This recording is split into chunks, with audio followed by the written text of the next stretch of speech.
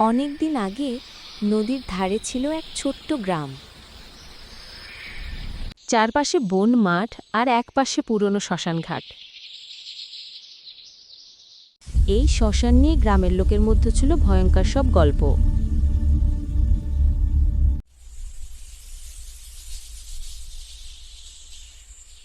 বলা হতো অমাবস্যার রাতে সেখানে ভূতেদের এক বিশেষ আয়োজন হয়। ভূতের বিয়ে।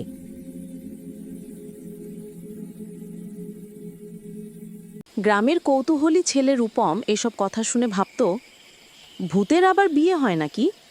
এক অমাবস্যার রাতে সে বন্ধুদের না জানিয়ে শ্মশান ঘাটের দিকে রওনা দিল। হাতে ছিল একটা টিমটিমে প্রদীপ।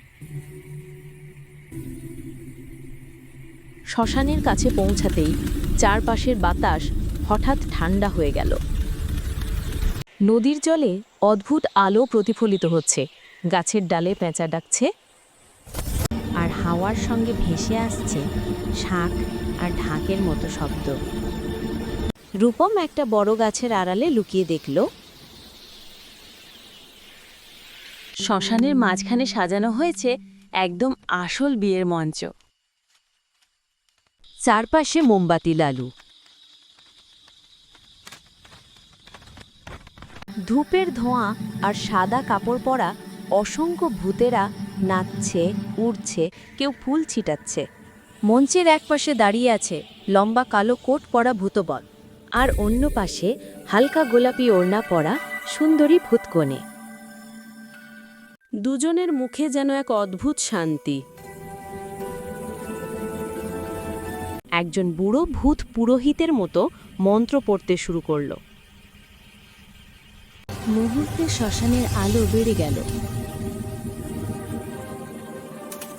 রূপম ভয় আর কৌতূহলের মিশেলে নিঃশ্বাস বন্ধ করে তাকিয়ে আছে।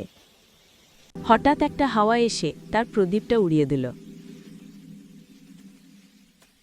সব ভূতের দৃষ্টি একসঙ্গে তার দিকে ঘুরে গেল। এক দুষ্ট ভূত বলল, আরে বিয়েতে মানুষ এসেছে, ধরা পড়েছে। রূপম ভয়ে গাছের পেছন থেকে বেরিয়ে এলো। কিন্তু আশ্চর্য, ভূতবর হেসে বলল, ডরাবি না বাছা, আজ আমাদের বিশেষ দিন, তুই আমাদের বিয়ের সাক্ষী হয়ে যা। ভূতকনে মৃদুকণ্ঠে বলল, আমরা যখন বেঁচে ছিলাম তখন বিয়ের দিনেই নদীতে নৌকা ডুবে আমরা মারা যাই। তখন থেকেই প্রতি অমাবস্যায় এই শ্মশানে আমাদের অসমাপ্ত বিয়ে সম্পূর্ণ হয়। কেউ যদি সাহস করে এসে আমাদের সাক্ষী থাকে, আমাদের আত্মা মুক্তি পায়। রূপম চোখ বড় বড় করে শুনছে। সে মাথা নেড়ে বলল, আমি তোমাদের সাক্ষী হব। ভূত পুরোহিত আশীর্বাদ করল, আর আকাশে ছড়িয়ে পড়ল এক রহস্যময় আলো। ভূতবর আর ভূতকণে একে অপরের দিকে তাকিয়ে ধীরে ধীরে আলো হয়ে আকাশে মিলিয়ে গেল। শ্মশানের চারপাশে বাতাস বদলে গেল। ভয়ানক ঠান্ডার বদলে আসলো এক শান্ত পরশ। রূপম সকালে গ্রামে ফিরে সব ঘটনা বলল।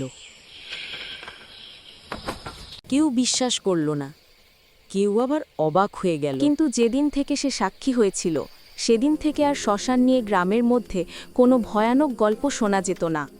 গ্রামের বয়স্করা বলতো, কখনো কখনো ভূতের গল্পে ভয় নয়, লুকিয়ে থাকে এক অসমাপ্ত ভালোবাসার কাহিনী।